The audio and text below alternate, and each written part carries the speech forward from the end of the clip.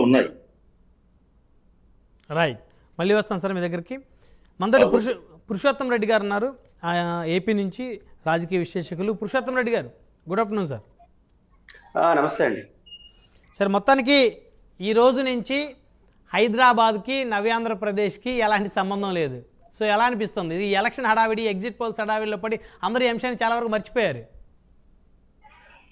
అందరికీ నమస్కారం సార్. బేసిక్గా మొట్టమొదటిగా మీకు అభినందనలు. ఎందుకంటే నన్ను పిలిచిన దానికి కాదు, ఈరోజు రాష్ట్రంలో అన్ని రాజకీయ పార్టీలు, ప్రజలు, మీడియా మొత్తం ఎలక్షన్ల యావలో పడిపోయి అత్యంత కీలకమైన విషయం ఒకటి ఉందని కూడా మర్చిపోయినాం. ఆ టైంలో మీరు ఈ చర్చ తేవడం అనేది మంచి పరిణామం, అందుకు అభినందనలు. Thank you. 2 అంశాలండి ఇక్కడ. మొట్టమొదటి అంశం ఏంటంటే రాజధాని కేంద్రము. ఇది నా దృష్టిలో ప్రధాన అంశం కాదు.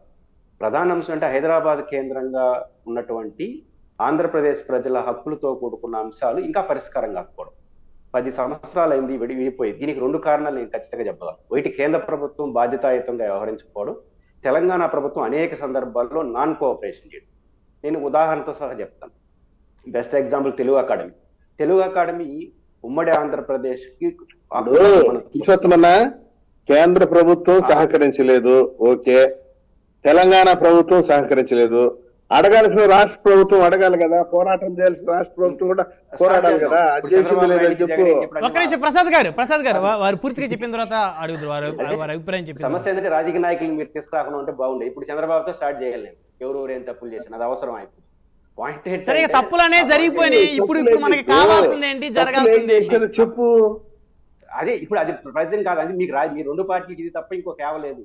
మీ జగన్ ఏం తప్పు చేసినాడు, చంద్రబాబు తప్పు, ఇదేనా పని 24 గంటలు. అది మాట్లాడుకుందాం. ఇప్పుడు సబ్జెక్ట్ మాట్లాడుకుందాం అంటా ఉండేది. మన ఆంధ్రప్రదేశ్ హక్కులకు సంబంధించి తెలంగాణ ప్రభుత్వం ఎంత నాన్ కోఆపరేషన్ వ్యవహరించిందనకి ఒక తెలుగు అకాడమీ ఉదాహరణ చెప్తాను సార్. తెలుగు అకాడమీ ఉమ్మడి రాష్ట్రంలో ఉంది. దానికి 200 కోట్ల రూపాయలు ఆంధ్రప్రదేశ్ రావాల్సి ఉంటే ఆంధ్రప్రదేశ్ హైకోర్టు తీర్పిస్తుంది, సుప్రీంకోర్టు హైకోర్టు తీర్పిస్తుంది. ఎన్ని తీర్పిచ్చినా వాళ్ళు డబ్బులు ఇవ్వరు. మళ్ళీ స్పెషల్ రివ్యూ పిటిషన్ 10 కోట్ల రూపాయలు పెట్టి లాయర్ని పెట్టి తీసుకోవాలి. ఎన్ని డబ్బులు తెలుసా? 120 కోట్లు. 120 కోట్ల కోసం 30 కోట్లు పెట్టి లాయర్లు పెట్టాల్సి వచ్చింది. మళ్ళీ 120 కోట్లు ఇచ్చారు. అంటే ఒక్కొక్క చిన్న సమస్య పరిష్కారానికి కూడా ఎంత నాన్ కోఆపరేషన్ చేయడం. ఇప్పుడు బెస్ట్ ఎగ్జాంపుల్ విద్యుత్ ఛార్జీలు సార్. విద్యుత్ ఛార్జీలు 6,000 కోట్ల రూపాయలు ఇమ్మని కేంద్ర ప్రభుత్వం, రాష్ట్ర ప్రభుత్వం కలిపిన కమిటీ ఆదేశించింది. దానిపైన తెలంగాణ హైకోర్టుకి స్టే తెచ్చుకుంటారు. మళ్ళీ ఆంధ్రప్రదేశ్ ప్రభుత్వం సుప్రీంకోర్టు. అంటే ఏ ఒక్క సమస్య విషయంలో నాన్ కోఆపరేషన్ చేస్తారట ఒక రాష్ట్రం. ఇక్కడ నేను కేంద్రాన్ని కూడా తప్పని ఎందుకు అంటున్నానంటే, మేము ఛానల్లో 2-3 పీకులు ఆడుకుంటాం. యాజ్ యాంకర్ గా మీరు ఏం చేస్తారు, ఏదో ఒకసారి కట్ చేయాలి. అంతే కదా. కట్ చేయకపోతే డిబేట్ నడవదు. ఇప్పుడు కేంద్ర ప్రభుత్వం నీకు సుప్రీం అధికారాలు ఉన్నప్పుడు రెండు ప్రభుత్వాలు 100 చెప్పుకుంటాయండి. ఆంధ్రప్రదేశ్ 100 చెప్తుంది, తెలంగాణ 100 చెప్తుంది. మధ్యవర్తిగా కాదు, అధికారిక హోదా ఉన్నటువంటి కేంద్ర ప్రభుత్వం దీన్ని ఎక్కడో ఒకసారి క్లించ్ అవుట్ చేయాలి. క్లించ్ అవుట్ చేయకుండా ఒక్క సమస్య అయినా, ఇప్పుడు చివరకు నేను తెలుగు అకాడమీ చెప్పాను, కేంద్ర ప్రభుత్వం ఏం చేయలేదు సార్. రాష్ట్ర ప్రభుత్వం సుప్రీంకోర్టుకి వెళ్ళింది. ఇప్పుడు 6,000 కోట్లు రాష్ట్ర ప్రభుత్వం సుప్రీంకోర్టుకి వెళ్తా ఉంది. కేంద్ర ప్రభుత్వం ఏం చేయొచ్చు? మీరే కదా ఆదేశించారు 6,000 కోట్లు ఆంధ్రప్రదేశ్కి ఇమ్మని. ఈకపోతే మీకు కేంద్రం దగ్గర రాష్ట్రం డబ్బులు ఉంటాయి కదా, తీసి మీరు ఇవ్వాలి కదా. అంటే ఎక్కడ కూడా కేంద్ర ప్రభుత్వం రెస్పాన్సిబిలిటీగా బిహేవ్ చేయకపోవడం వల్ల ఈ సమస్య వచ్చింది. ఇప్పటికి కూడా 10 సంవత్సరాల అయిన తర్వాత కూడా 100ల స్థాయిలో ఉన్నటువంటి ప్రభుత్వ కార్యాలయాలు తేల్చలేదు. ఇంకోటి, ఆంధ్రప్రదేశ్ ప్రభుత్వ రాజకీయ నాయకులు చేసిన తప్పు వల్ల హైదరాబాద్ లో ఉన్నటువంటి ఉస్మానియా, గాంధీ మెడికల్ కాలేజీలో పీజీ సీట్లు 10 ఏళ్ళు కోల్పోయినాం సార్. ఉమ్మడి ఎంసెట్ 10 ఏళ్ళు ఉండాలని విభజన చట్టంలో ఉంది. రెండో విషయం, హైదరాబాద్ లో ఉన్నటువంటి హైదరాబాద్ కేంద్రంగా గ్రేటర్ హైదరాబాద్ పరిధిలో ఉన్నటువంటి అన్ని రకాల వ్యవస్థల్లో ఆంధ్రప్రదేశ్ విద్యార్థులకు వాటా ఇవ్వాలి 10 ఏళ్ళు. ఎందుకని? విడిపోయిన ఆంధ్రప్రదేశ్ కి హైదరాబాద్ లాంటి వెల్ సెటిల్డ్ ఇన్స్టిట్యూషన్స్ లేవు. మనం ఐఐటి, ఐజర్ వచ్చినా కూడా ఇది ఎస్టాబ్లిష్ కావడానికి హైదరాబాద్ స్థాయికి 10 ఏళ్ళు పడుతుంది. అందువల్లనే కాంగ్రెస్ నాయకత్వం వ్యూహాత్మకంగా 10 ఏళ్ళ వరకు హైదరాబాద్ చుట్టూ మనం పెట్టాం. ఏం చేసినాం మన రాజకీయ పార్టీలు? ఉమ్మడి ఎంసెట్ స్థాయిలో నీది నాదే వచ్చేసినాం. దాంతో హైదరాబాద్ లో ఉన్న వ్యవస్థల్లో ఎక్కడ కూడా మనకున్న ఎసులుబాటు. అంటే హైదరాబాద్ లో ప్రజల హక్కులకు సంబంధించి కానీ, ఆంధ్రప్రదేశ్ ఆస్తుల విషయంలో కానీ మన రాష్ట్ర ప్రభుత్వాలు తప్పు చేసినాయి. తెలంగాణ నాన్ కోఆపరేషన్ చేసింది, కేంద్ర ప్రభుత్వం పట్టించుకోవట్లేదు. ఇక్కడ ఇంకోటి పురుషోత్తం రెడ్డి గారు, అప్పట్లో ఓటుకు నోటు అనేటువంటి కేసు ఆ ఇన్సిడెంట్ తోటి చంద్రబాబు నాయుడు గారు ఇక్కడికి ఆంధ్రప్రదేశ్కి వచ్చేసారని చెప్పేసి వదిలిపెట్టి వచ్చేసారని చెప్పేసి వైఎస్ఆర్ కాంగ్రెస్ పార్టీ ఆంధ్రప్రదేశ్లో వారి మీద అభియోగాల ఆరోపణలు. సో ఇప్పుడు వీరేంటి, మీరు అధికారంలోకి వచ్చి 5 సంవత్సరాలు ఉంది కదా, మరి మీరేం చేస్తారు, మీరు వెళ్ళి అక్కడ పరిపాలన స్టార్ట్ చేయొచ్చు కదా వీరు మాట్లాడినటువంటి పరిస్థితి. ఒకసారి వచ్చిన తర్వాత మళ్ళీ ఏ విధంగా వెళ్తామని చెప్పేసి వాళ్ళు. సో ఏదైతే ఈ 2 రాజకీయ పార్టీలు ప్రధానంగా చెప్పాలంటే 2 రాజకీయ పార్టీల మధ్య ఇక్కడ ప్రజలు నష్టపోయారు కదా. 10 సంవత్సరాల పాటు మన హక్కులు మీరు అన్నట్టు విద్యార్థులకు రావాల్సినటువంటి ఏవైతే హక్కులు ఉన్నాయో వారికి రావాల్సినటువంటి సీట్లు ఏవైతే ఉన్నాయో మరి అవన్నీ కూడా దాదాపు 10 సంవత్సరాలు నష్టపోయినట్టే కదా. వందల పీజీ సీట్లు గాంధీ మెడికల్ కాలేజ్ కానీ నాణ్యమైన విద్యను ఆంధ్రప్రదేశ్ ప్రజలు ఆంధ్రప్రదేశ్ విద్యార్థులు నష్టపోయినట్టే కదా. 100% నష్టపోయారు. నా పాయింట్ ఏంటంటే ఈ విషయంలో చంద్రబాబు నాయుడు గారిని జగన్ గారిని ఒక విషయంలో అభినందించాలి. వాళ్ళు హైదరాబాద్ నుంచి వచ్చేసినారు కానీ హక్కును వదులుకోలేదు. హైదరాబాద్ ఉమ్మడి రాష్ట్ర హక్కును వదులుకోలేదు. ఎందుకు వదులుకోలేదంటే అది అవసరం. మనం ఎందుకు అవసరం, వాళ్ళకి ఆస్తులు ఉన్నాయా ఇక్కడ? కాదు టెక్నికల్ గా మనం ఆ రైట్ కోల్పోతే మనం ఈ అన్నిటి విషయాలపైన డిస్టర్బ్ అవుతాం. ఇప్పుడు మనకు టెక్నికల్ గా హైదరాబాద్ లో ఉమ్మడి కేంద్రంగా ఉంటే సెక్షన్ 8 కూడా మనకు అందుబాటులో ఉంది.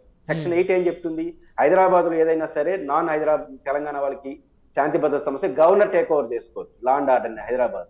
కాబట్టి టెక్నికల్ గా 2 పార్టీలు కూడా హైదరాబాద్ లో ఉన్నటువంటి ఉమ్మడి హక్కుని, రాష్ట్ర రాజధాని హక్కుని మాత్రం వదులుకోలేదు. ఎందుకు వదులుకోలేదు, అది వ్యూహాత్మక కరెక్ట్. ఇంకా నేను కోరేది ఏంటంటే ఈ సందర్భంగా రాబోయే రాష్ట్ర ప్రభుత్వం, రాబోయే కేంద్ర ప్రభుత్వం ఖచ్చితంగా విభజన చట్టంలోని ప్రతి అంశం పరిష్కారం అయ్యేంత వరకు హైదరాబాద్ పైన ఉమ్మడి రాజధాని అంటే మళ్ళీ పోయి అటు కూర్చుంటామని కాదు దాని అర్థం. ఆ హక్కును కోల్పోకూడదు. ఎంతకాలం మీరు సమస్యను పరిష్కరిస్తారో అంతకాలం.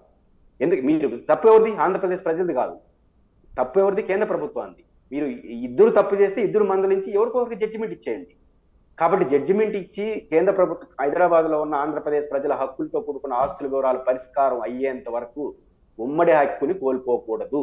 ఇది నా అభిప్రాయం. ఖచ్చితంగా రాబోయే 4వ తేదీ గెలిచిన ఆంధ్రప్రదేశ్ లో ఉన్న పార్టీ ప్రభుత్వం, కేంద్ర ప్రభుత్వం వీళ్ళిద్దరూ కలిసి మాట్లాడుకుని ఇప్పుడే మునిగిపోయింది ఏం లేదు.